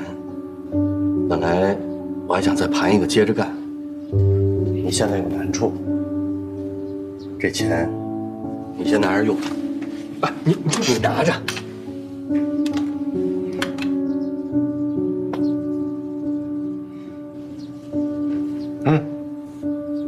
我和顾盼有点积蓄，我全拿来了。我这儿呢还有3个，这个是我的，虽然不多，但也是我的一点心意。这个是我爸我妈给你的，我妈说了，虽然现在你已经不是她的女婿了，但毕竟他们是看着你长大的，把你当成他们自己的孩子，所以现在这样的情况，你遇到难处，他们必须得帮你，所以你一定要拿下。还有这个，这是我姐的，我知道这是她所有的积蓄了。她让我告诉你，不要辜负亲人和朋友对你的期望，不管怎么样，都一定要坚持下去，因为你是方邦彦。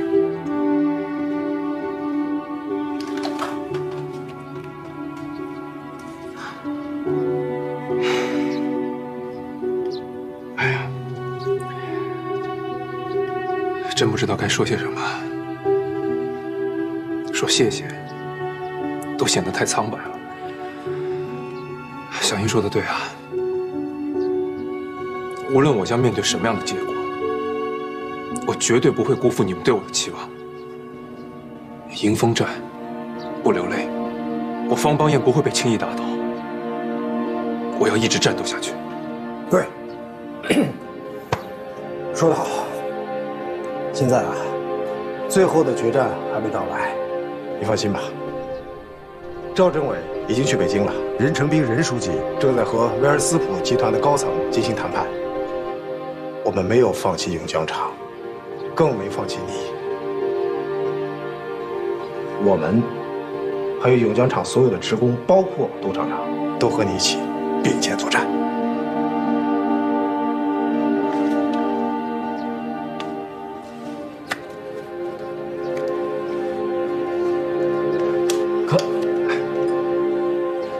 我心领了，我相信啊，有你们在，有永江厂的工人在，还有那么多关心永江厂命运的领导们在，我方邦彦绝对不会有使用到这些存折的一天。我也相信。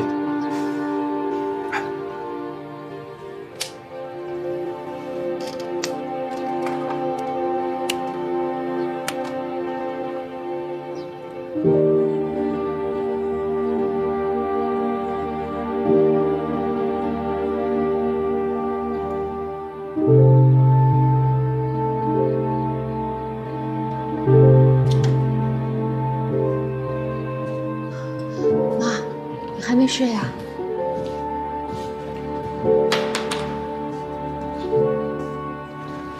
哎呀，我和你爸爸睡不着。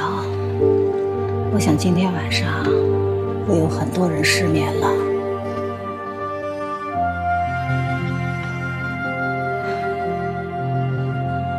爸，我还没来得及谢谢您跟爸爸呢。为了邦彦，您把那么多年的积蓄都拿出来了。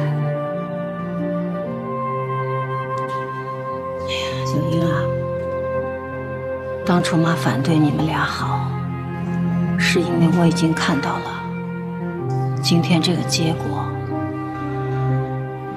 我没错。现在我和你爸爸帮着邦彦，那是因为他是方叔叔的儿子，我们从小看着长大的。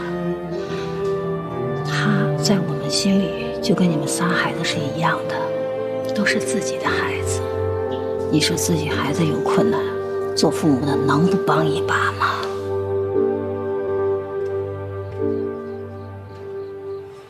你、小玲和我，咱们都不是一个姓，但我们流着共同的血。小英，你现在也已经当上妈了，你应该懂。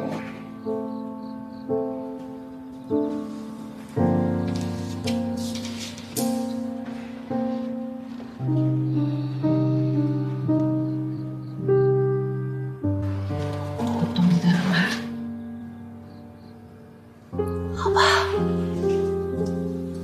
明天早晨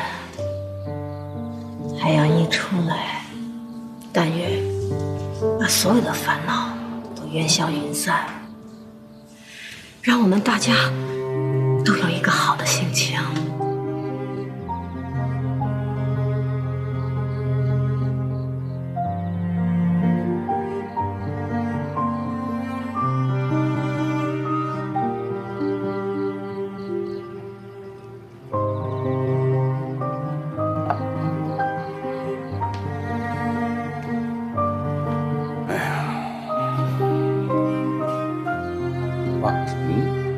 您还没睡呢？你不睡我怎么睡啊？孩子，真的没有办法了？能想的办法我都想了。哎呀，真的是走投无路了。想开点儿，没什么大不了的啊，孩子，只要你是问心无愧的，就没有过不去的坎儿啊。把头抬起来，咬紧牙，卖过去，怎么了？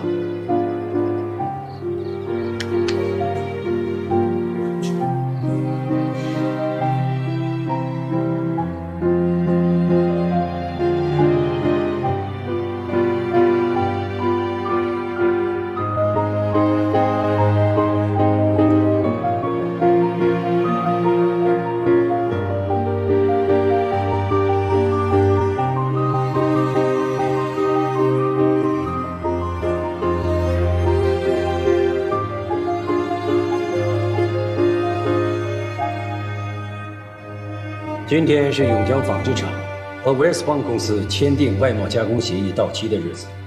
作为永江纺织厂的主管单位领导，我代表永江纺织厂全体员工，对未能按时完成加工协议，向 Westbound 公司表示深深的歉意。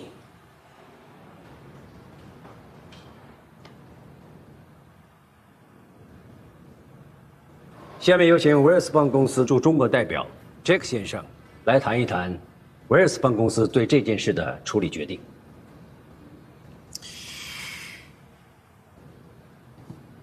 Westbound 公司总部给我发了他们最后决定，我现在念给大家。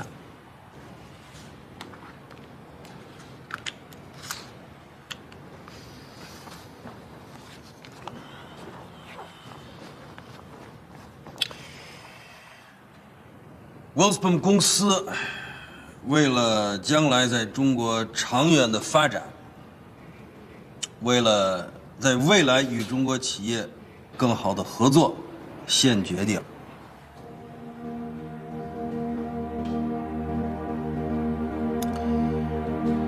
Westbound 公司接受永江纺织厂杜建一厂长和方邦彦副厂长提出的和解方案。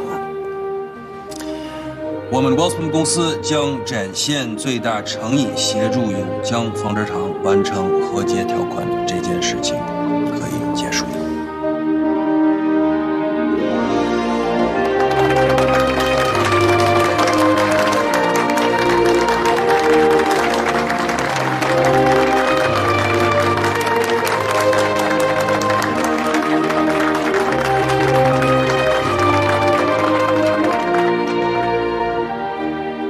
杰克先生，感谢你们做出这样的和解。你说的对，契约精神是合作的基础。中国企业方兴未艾，我们会总结经验教训，在今后和外国企业的合作当中，我们会把诚信放在第一位。我相信中国的企业一定会发展壮大起来的。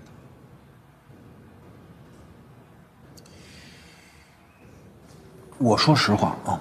一开始我觉得我们总部是错的，我觉得你们应该被惩罚。但是我是下属，我得执行命令。但是在解决问题的过程中，我看到了中国的工人，看到他们的勤劳，他们的淳朴，他们的诚恳。我发现他们非常努力，也非常能干，所以我很感动。甚至可以说，我在全世界我看了很多工人，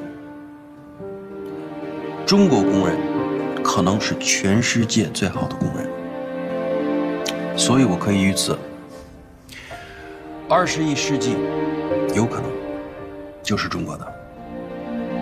我愿意继续跟你们合作。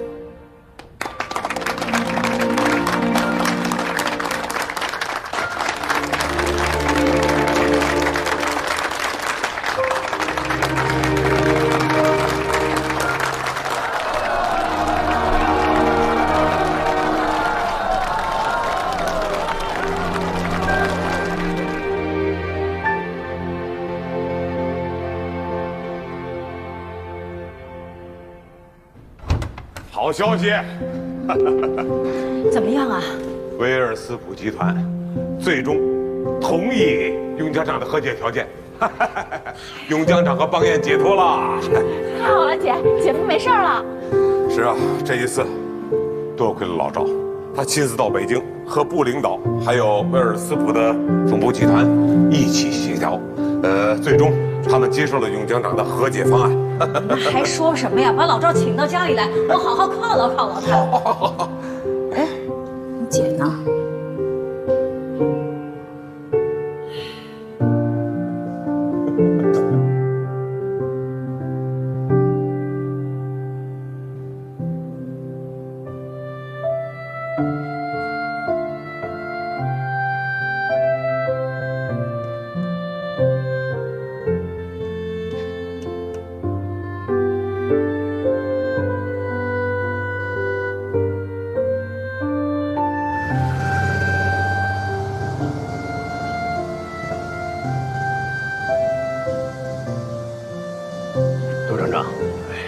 下面你们要严格的按照和解条款的具体内容去办，再不能出现任何差错了。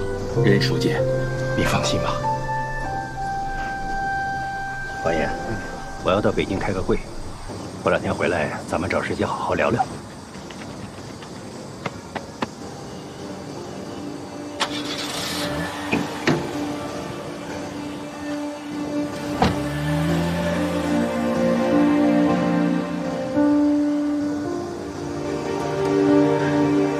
小芳啊，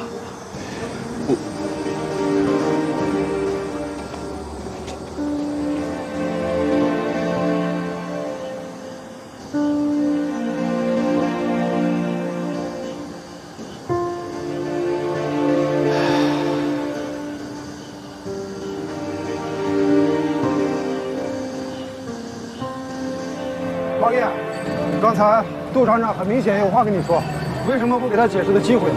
有什么好解释的？九龄，不管他说什么，现在永江厂跟我方方燕已经没有任何的关系。那你现在打算去哪儿啊？去我该去的地方，做我最该做的事。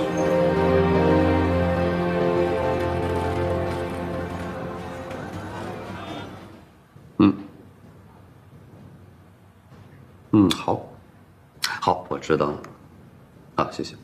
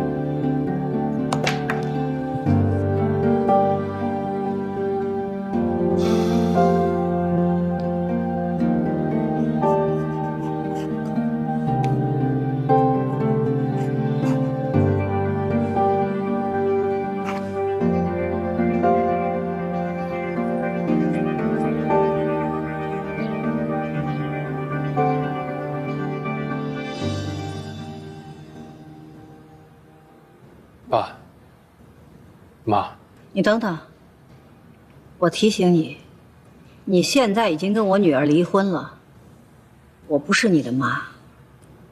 妈，我母亲去世的早，您是看着我长大的，在我心里，您永远都是我妈。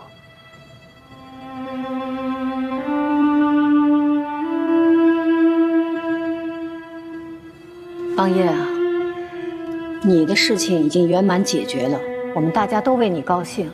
可是我不明白，这个时候你不去庆祝，跑到这儿来干什么？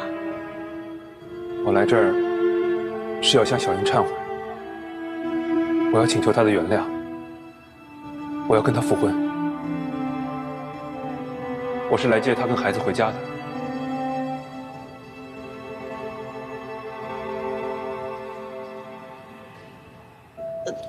我去叫我姐。姐，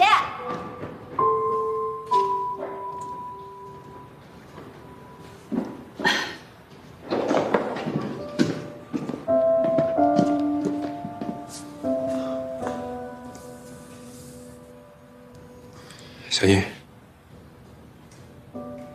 我们出去聊。好。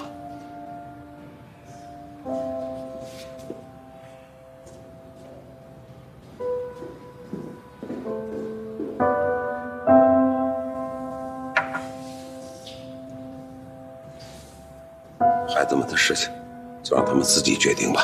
啊。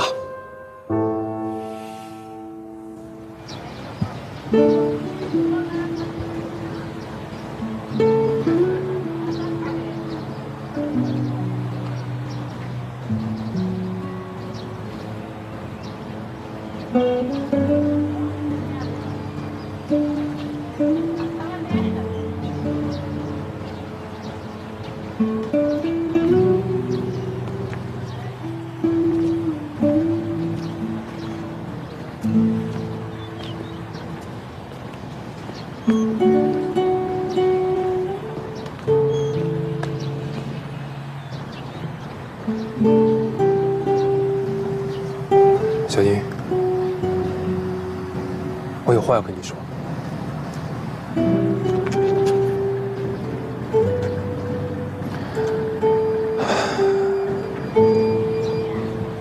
我今天来见你，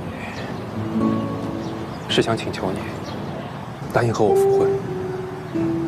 我要跟你和孩子重新生活在一起。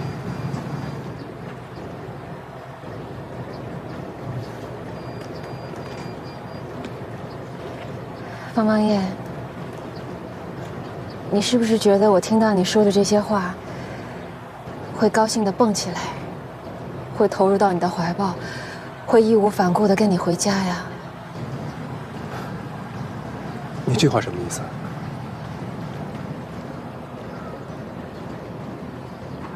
婚姻到底是什么呢？昨天你可以把它摔碎了，今天又想捡起来。是过家家吗？是你想离就离，想接就接的。小英，你应该知道，我当初选择跟你离婚，是因为我怕。我知道你怕什么。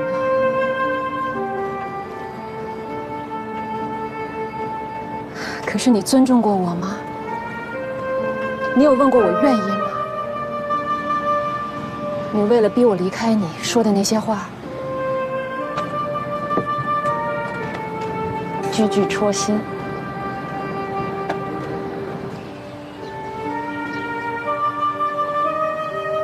你的心在流血，那我呢？我就不疼。我不是那么想的。你觉得你做的一切问心无愧？你是为了亲人、为了家人着想，你的所作所为都是善意的。可是你知道吗？往往这种善意才更伤人心。你剥夺了你的爱人、你的亲人，因为他们爱你，愿意为你付出一切，愿意跟你同甘共苦的权利。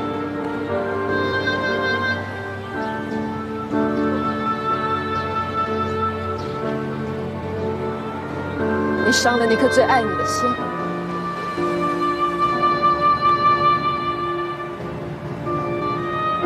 从爸回到家，高兴地跟我们说，你的问题终于和平落幕的那一刻起，我就知道你一定会回来找我复婚的。可是对不起，我不同意。小英，我知道我伤了你的心，对不起。可我真的爱你啊。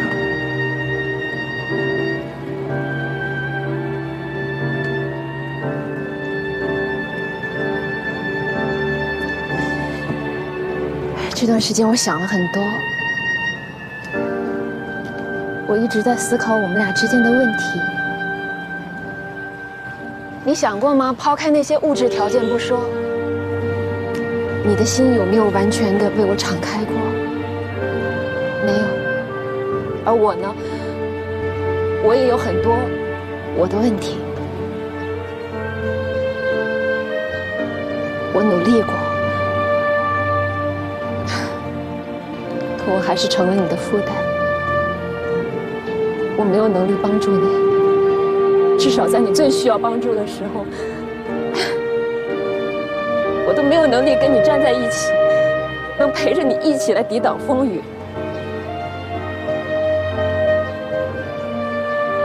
婚姻没了这些，就失去了意义。小英，你听我说。你先听我把话说完。如果今天我同意你复婚，以你现在的状况和心态，保不齐未来还会出现这样那样的问题。一旦有类似的事情发生，你是不是又会以保护我跟女儿的理由来向我提出离婚呢？我该怎么办？结了离，离了复，复了再离，你折腾得起，我跟孩子折腾不起。小姨，我可以向你保证，这样的事情以后绝对不会再发生。你没有办法保证。小姨，谁也没有办法保证。你听我说，方邦彦，你今天不是来请求我跟你复婚的吗？我的回答是，我不同意。我需要安静下来，一个人好好的想一想，我未来的路到底该怎么走。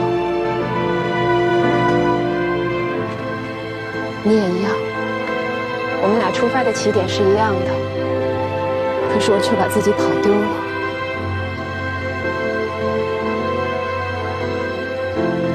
我赶不上你，全力奔跑也赶不上你。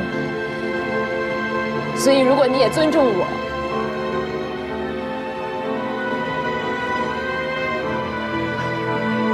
我们俩的将来就留给时间来决定吧，好吗？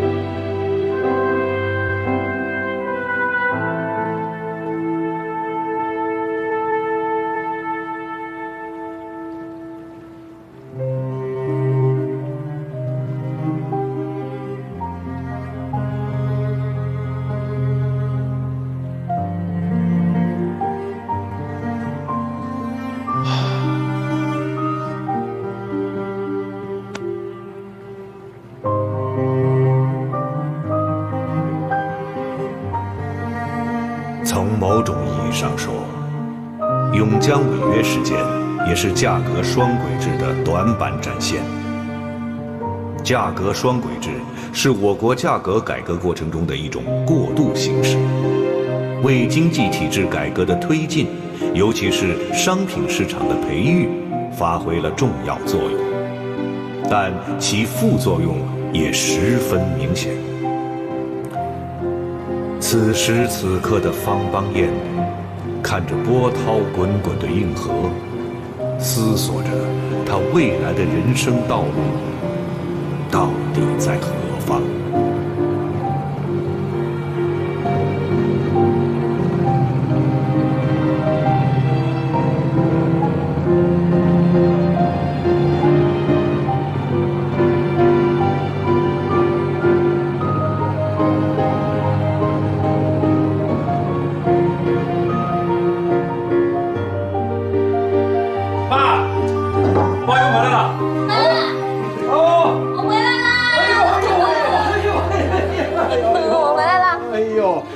哎呀，看见我宝贝女儿我就高兴啊！